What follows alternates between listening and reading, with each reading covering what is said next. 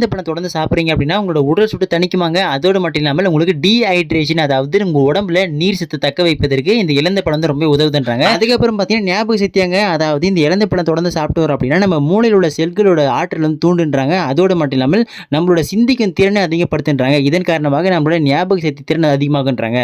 அதுக்கு அடுத்த விஷயங்க, யார் யாருக்கெல்லாம் எலும்புகள் பலவீனமாக இருக்கிறதுன்னு நினைக்கிறீங்களோ தொடர்ந்து இலந்த பழம் சாப்பிட்டு வந்தீங்கன்னா உங்களோட எலும்புகளோட அடர்த்தி தன்மை அதிகமாகுன்றாங்க. அதுலயும் குறிப்பா சொல்லப்போனா நம்ம எலும்பு வந்து உறுதியாகவும் வலிமையாகவும் வைப்பதற்கு இந்த இலந்த பழம் ரொம்பவே உதவுதாங்க. புரியுதுங்களா? அதுக்கு அடுத்த முக்கியமான விஷயம், யாருக்கெல்லாம் அடிக்கடி வாமிட்டிங் சென்சேஷன் வருதோ, அதாவது எனக்கு வாந்தி வர மாதிரி இருக்கு, எனக்கு அதோட தலை சுற்ற மாதிரி ஒரு ஃபீலிங்கா இருக்கு அப்படின்னு சொல்லிட்டு கவலைப்படுறீங்களோ கவலையை விட்டு தள்ளுங்க. இதுக்கு அப்புறமும் உங்களுக்கு அந்த பிரச்சனை வருது அப்படின்னா தினந்தோறும் நீங்க இலந்த பழம் சாப்பிட்றீங்கன்னா இந்த பிரச்சனையிலிருந்து முழுவதுமாக நிவாரணியாக இது விளங்குதுன்றாங்க வெளிவரத்துக்கு. புரியுதுங்களா? அதுக்கு அடுத்த விஷயங்க, நீங்க தொடர்ந்து வேலை செஞ்சு உங்களுக்கு உடல் வலி போன்ற பிரச்சனைகள் அதிகமாக ஏற்படுது, கை கால் வலி ஏற்படுது அப்படின்னா அதுக்கு நீங்க பல மாத்திரைகள் போட்டு வந்து பார்த்தீங்கன்னா அப்போ சரியாயிடும். அதுக்கப்புறம்